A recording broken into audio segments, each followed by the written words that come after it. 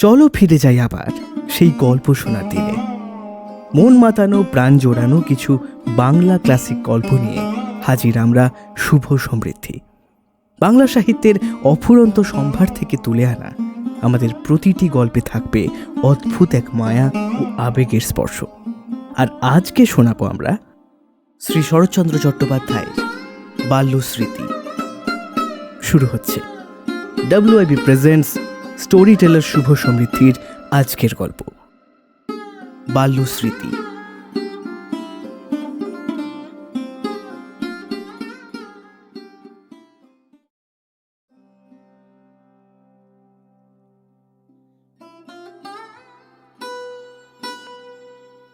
অন্নপ্রাশনের সময় যখন আমাদের নাম রাখা হয় তখন আমি ঠিকমতো দাঁড়াতে বসতেই পারি না।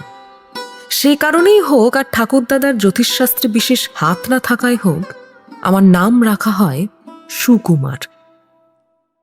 বেশি দিন হয়নি, ঠিক 2-4 বছরেই ঠাকুরদাদা বুঝলেন যে নামটা আমার সঙ্গে একেবারেই মানায় না। এবার 12-13 বছর পরের কথা বলি। অবশ্য আমার আত্মপরিচয়ের কথা কেউ ভালো বুঝবে কিনা জানি না, তবুও দেখুন, আমাদের বাড়ি পাড়াগাঁয়, সেখানে আমি ছোটবেলা থেকেই আছি। বাবা পশ্চিমাঞ্চলে চাকরি করতেন। আমি বড় একটা সেখানে যেতাম না, ঠাকুরমার কাছে দেশেই থাকতাম। বাড়িতে আমার উপদ্রবের আর সীমা ছিল না। এক কথায় ছোটখাটো একটা রাবণ ছিলাম। বৃদ্ধ ঠাকুরদাদা যখন বলতেন, তুই কি কারুর কথা শুনিস না, এবার তোর বাপকে চিঠি লিখব, আমি হেসে বলতাম, ঠাকুর দাদা সেদিনকাল আর নেই, বাপের বাপকে তো আমি ভয় করি না। ঠাকুরমার কাছে থাকলে আর ভয় কি? ঠাকুরদা দেখে তিনিই বলতেন, কেমন উত্তর দিয়েছে, আর কিছু দরকার? ঠাকুরদাদা খুব রেগে গিয়ে যদি বাবাকে চিঠি লিখতেন, আমি তখনই তার আফিমের কৌটো লুকিয়ে ফেলতাম। পরে চিঠিখানা না ছিঁড়ে ফেললে আর কৌটো বের করতাম না। এসব উপদ্রবের ভয়ে, বিশেষ করে নেশার জিনিসে বিভ্রাট করতে দেখে তিনি আমাকে আর কিছু বলতেন না। আমিও দিব্যি ছিলাম, কিন্তু সব সুখেরই একটা সীমা থাকে। আমারও তাই হলো। ঠাকুর দাদার খুড়তুতো ভাই গোবিন্দবাবু বরাবরই এলাহাবাদে চাকরি করতেন। পেনশন নিয়ে এখন তিনি দেশে এলেন। তার পৌত্র শ্রীযুক্ত রজনীনাথ BA পাশ করে তার সঙ্গে ফিরলেন। আমি তাকে সেজো দাদা বলতাম। তার সঙ্গে আমার খুব বেশি পরিচয় ছিল না। তিনি এদিকে কমই আসতেন, আলাদা বাড়ি, আর এলে আমার খোঁজও নিতেন না। দেখা হলে শুধু, কি রে, কেমন আছিস, কি পড়িস, এই পর্যন্ত। এবার তিনি জাঁকিয়ে এসে দেশে থাকলেন, ফলে আমার বিশেষ খোঁজ খবর হতে লাগলো।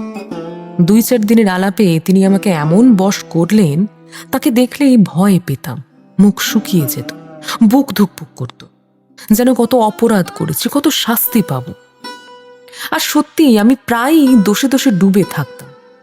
নিত্যই কোনো না কোনো দুষ্টুমি আমার চাই। ভয় পেলেও দাদাকে আমি খুব ভালোবাসতাম।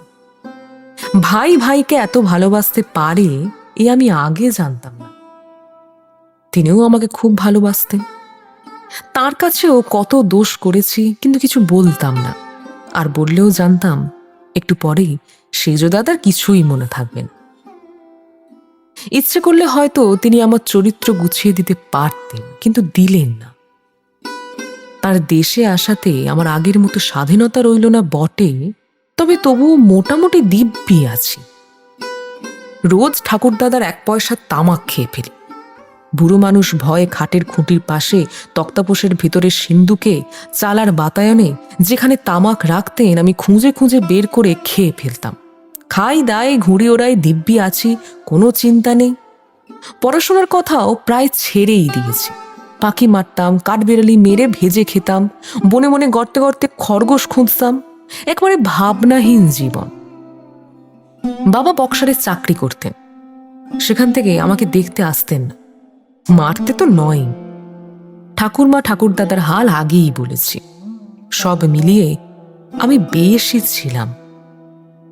একদিন দুপুরে বাড়ি এসে ঠাকুরমার কাছে শুনলাম আমাকে শেষদাদার সঙ্গে কলকাতায় থেকে পড়তে হবে। খাওয়া দাওয়া শেষ করে এক ছিলিম তামাক হাতে নিয়ে ঠাকুরদাদাকে বললাম, আমাকে কলকাতায় যেতে হবে? ঠাকুরদাদা বললেন, হ্যাঁ।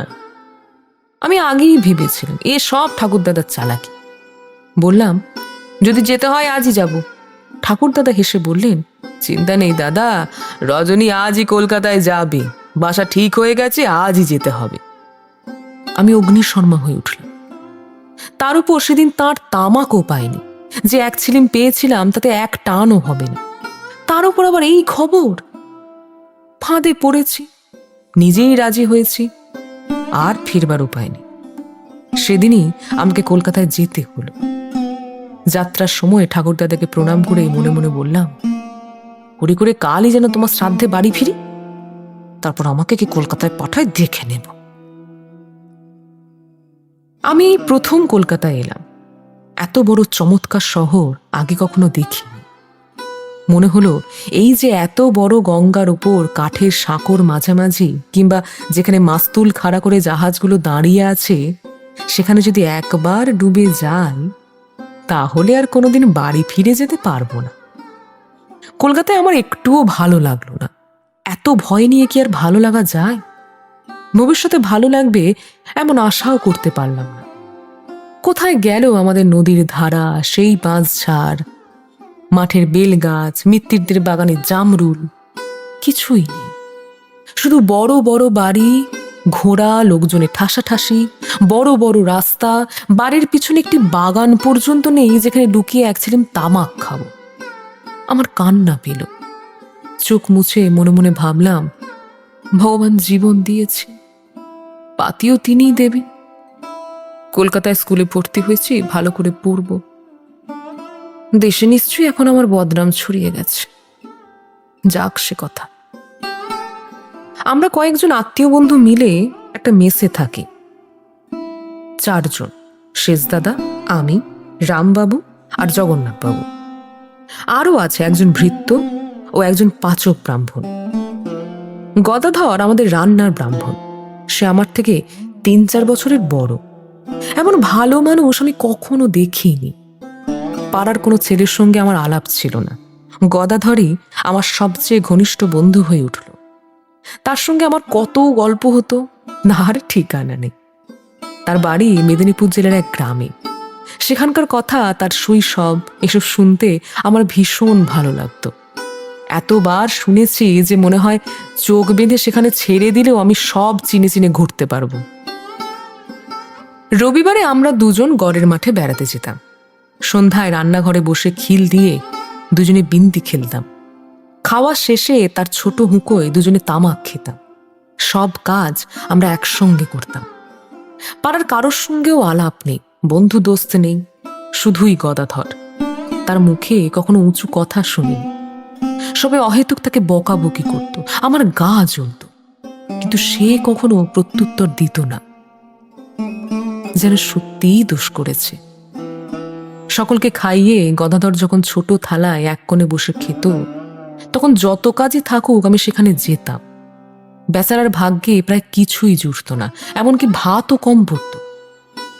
কারো খেতে বসে ভাত তরকারি কম পড়তে আমি কখনো দেখিনি। আমার খুব কষ্ট হতো। ছোটবেলায় ঠাকুরমা বলতেন আমি নাকি আধ পেটা খেয়ে খেয়ে দড়ির মতো শুকিয়ে যাচ্ছি, বাঁচবো না।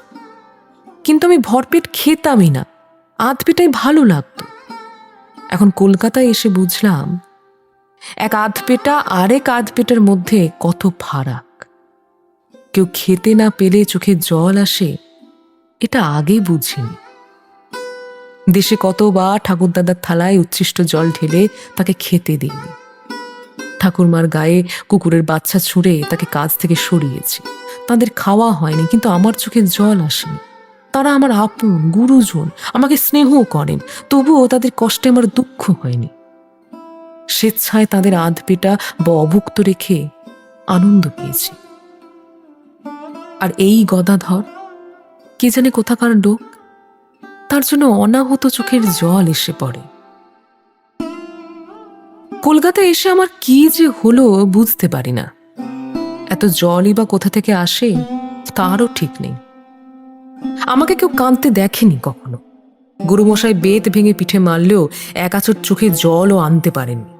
ছেলেরা বলতো সুকুমারের গা পাথরের মতো। আমি মনে মনে বলতাম, গা নয়, মনটাই পাথর। কচি খোকার মতো কাঁদি না, কাঁদতে লজ্জা লাগে, এখনো লাগে, কিন্তু সামলাতে পারি না। কেউ না থাকলে চোরের মতো দুইবার চোখ মুছে নি। স্কুলে যেতে যেতে দেখি হাঁটছে একদল ভিখারি। কারো হাত নেই, কারো পা নেই, কারো চোখ নেই। এই কেমন সব ভিখারি! মন খারাপ হয়ে মনে মনে বলতাম, ঠাকুর, এদের আমাদের দেশে পাঠিয়ে দাও। যাক, ভিখারির কথা থাক, আমার কথা বলি। চোখ কিছুটা সড়গড় হলেও বিদ্যাসাগর তো হতে পারলাম না। মাঝে মধ্যে মা সরস্বতী বুঝি কোথা থেকে এসে আমার কাঁধে ভর দিতেন। তাঁর আদেশে যে ভালো কাজগুলো করতাম, সেজন্য এখনো তার উপর একটু রাগই আছে। বাসায় কার কোন ক্ষতি করব সর্বদা খুঁজতাম। রামবাবু 3 ঘন্টা ধরে দেশি কালা পেরে কাপড় কুঁচি করে বিকেলে বেড়াতে যেতে। আমি সুযোগে কাপড় খুলে টেনে প্রায় সোজা করে রাখতাম। বিকেলে তিনি অবস্থা দেখে বসে পড়তেন। আমার আর মজা ধরে না। জগন্নাথবাবুর অফিসের সময় হয়ে এসেছে, তাড়াতাড়ি খেতে বসেছেন। 1 মিনিট দেরি সহ্য হয় না। আমি সুযোগে তার জামার সব বোতাম কেটে দিলাম। স্কুলে যাওয়ার পথে উঁকি দিয়ে দেখি জগন্নাথবাবু কেঁদে ফেলার উপক্রম। মনে খুব আনন্দ হল। সন্ধ্যায় ফিরে তিনি বললেন, গদাধর বোতাম চুরি করে বেঁচেছে, ওকে তাড়িয়ে দাও। শেষদাদা ও রামবাবু মুখ টিপে হাসলেন। শেষদাদা বললেন, কাপড়ের বোতাম চুরি করে বেচে এরকম চোরও তো কখনো শুনিনি। জগন্নাথবাবু আরও রেগে বললেন, সকালে নেয়নি, বিকেলে নেয়নি, রাতে নেয়নি, ঠিক অফিসে যাওয়ার আগে নিয়েছে। সবাই হাসল, জগন্নাথবাবুও হাসলেন, কিন্তু আমি হাসতে পারলাম না। ভয় হলো গদাধরকে যদি তাড়িয়ে দেয়, সে এমন নির্বোধ, নিজেই দোষ নেবে। শেষদাদা বুঝেছিলেন কে বোতাম নিয়েছে। গদাধরের ওপর কোনো জুলুম হয়নি। সেই থেকেই আমি প্রতিজ্ঞা করলাম, আর কখনো কারো ক্ষতি করে ঝামেলায় ফেলব না। এমন প্রতিজ্ঞা আমি আগে কখনো করিনি, কিন্তু গদাধরই আমাকে বদলে দিল। সেদিন রাতে আমি ঘোরাঘুরি করে বাড়ি ফিরলাম।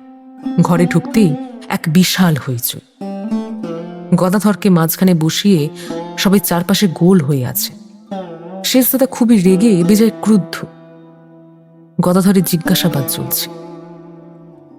গদাধরের চোখ লাল, টসটসে কেঁদে বলতে লাগলো, বাবু, আমি ওটা ছুঁয়েছিলাম ঠিকই, কিন্তু আমি ভাঙিনি। সুকুমার বাবু আমাকে দেখালেন, আমিও দেখলাম। তারপর তিনি বেড়াতে গেলেন, আমি রান্না করতে গেলাম। কেউই তার কথা বিশ্বাস করল না। গোটা বিষয়টা সাব্যস্ত হলো চিমনিটাই ভাঙিয়েছে গদাধর। তার বাকি মাইনে ছিল, সেই টাকাই কেটে 3.5 টাকা দিয়ে নতুন চিমনি আনা হলো। সন্ধ্যায় আলো জ্বলে উঠল, সবার মুখে বন্ধু হর্ষ, আর আমার চোখ দুটো জ্বালা করতে লাগলো। মনে বারবার একটি কথা আসলো, 3 টাকা তো আমার নিয়েই গেছে। আর এতে আমি আর থাকতে পারলাম না। কেঁদে কেঁদে কোনোভাবে শেষদাদার কাছে গিয়ে উপস্থিত হলাম। মনে মনে ভাবলাম, ঠাকুরমা থেকে একটু টাকা নিয়ে গোপনে 3.5 টাকার বদলে গদাধরকে 7টা দিয়ে দেব। আমার কাছে তখন টাকা ছিল না, সব টাকা শেষদাদার কাছে। তাই টাকা আনতে আমাকে দেশে যেতে হলো। ভাবিনি আমি 1 দিনের বেশি থাকবো, কিন্তু তা হলো না। 7-8 দিন কেটে গেল বাড়িতে। সপ্তাহ 8 দিন পরে কলকাতার বাড়িতে ফিরে এলাম। ঢুকতেই ডাকলাম, গদা। কেউ উত্তর দিল না। আবার ডাকলাম, গদাধর ঠাকুর। কোনোই সাড়া নেই। তখন রামচরণ এসে বলল, ছোটবাবু কখন এলেন? আসছি। ঠাকুর কোথায়? আমি জিজ্ঞাসা করলাম। ঠাকুর নেই। উত্তর পেয়ে আমি স্তম্ভিত। কোথায় গেল? বাবু তাকে তাড়া করে বের করে দিয়েছে। তাড়া করে বের করে দিয়েছে কেন? চুরি করেছে বলি? প্রথমে আমি বিশ্বাস করতে পারলাম না। কিছুক্ষণ রামার মুখের দিকে তাকিয়ে ভাবতে লাগলাম। রামা আমার মন বুঝে হেসে বলল, ছোটবাবু আশ্চর্য হচ্ছে, তবে আপনি তো তাকে ঠিক সেভাবে চিনতেন না, তাই এত মর্মে ভালোবাসতেন। সে ছিল এক অদ্ভুত ধরনের লোক, ভেজে বিড়ালকে সে চিনত। কেন সে এমন অদ্ভুত ছিল বা কেন আমি সেই ভিজে বিড়ালটাকে চিনতাম না তা আমি বুঝে উঠতে পারলাম না। জিজ্ঞাসা করলাম, কার টাকা চুরি করেছে? সেজ বাবুর। কোথায় ছিল? যে আমার পকেটে গো। কত টাকা? 4টা।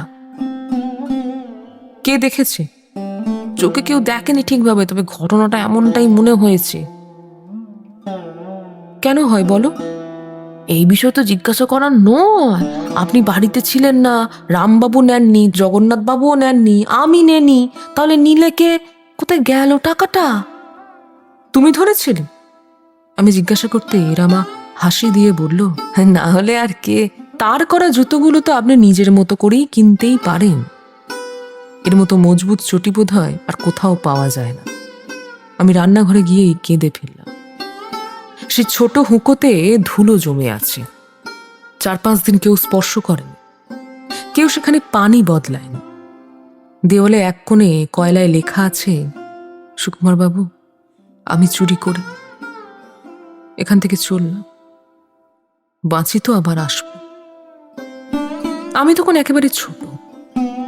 শিশু সুলভ ভাবেই সেই হুকুটা বুকের কাছে টেনে ধরে কাঁদতে লাগলাম। কেন কাঁদছি নিজেও বুঝলাম না। তারপর থেকে আমার বাড়িতে আর মন বসত না। সন্ধ্যায় একবার করে রান্নাঘরে ঢুকতাম, আর কেউ রান্না করলে মাটির উপর চুপ করে নিজের ঘরে এসে বই খুলে বসতাম। মাঝে মাঝে শেষদাদাকেও চোখে পেতাম না। ভাত পর্যন্ত আমার কষ্টকর মনে হতো। অনেক দিন পর এক রাতে শেষে জিজ্ঞাসা করলাম, শেষদা, এই সবটা কেন করলেন? কি করলাম? শেষদাদা বললাম, গদা তোমার টাকা কখনো চুরি করেনি। সবাই জানতো আমি গদাধরকে কতটা ভালোবাসি। শেষদাদা বেদনা ভরে বললেন, ভালো করিনি সুকুমার, যাওয়ার হয়েছে, কিন্তু রামাকে তুই এত মারলি কেন? আমি বললাম, বেশ করেছে, আমাকেও তো তাড়াবে নাকি? দাদা কখনো আমার মুখে এমন কথা শোনেনি। আমি আবার জিজ্ঞেস করলাম, তোমার কত টাকা উঠেছে? দাদা খুব দুঃখে বললেন, ভালো করিনি, সব মিলিয়ে 2.5 টাকা কেটে নিয়েছিল। আমার ইচ্ছে ছিল না এত কাটা খাওয়াতে। তারপর আমি রাস্তায় ফিরেও ঘুরে বেড়াতাম। দূরে যদি কোনো ময়লা চাদর জড়ানো, ছেঁড়া চটি পরা লোক দেখতাম, আমি দৌড়ে গিয়ে তাকিয়ে আসতাম। প্রতিবারই একটা আশা ভাঙত। আশা ছিল কেউ হয়তো গদাধরকে নিয়ে ফিরেছে, কিন্তু সবই ব্যর্থ। প্রায় 5 মাস পর দাদার নামে একটা মানি অর্ডার এলো 1.5 টাকার। দাদাকে আমি সেই দিন কাঁদতে দেখেছিলাম। সেই কুপনটা আজও আমার কাছে রয়ে গেছে। ওই দিনগুলি কত বছর কেটে গেল, আজও সেই গরিব গদাধর ঠাকুর আমার বুকের একপাশ ভরে বসে আছে।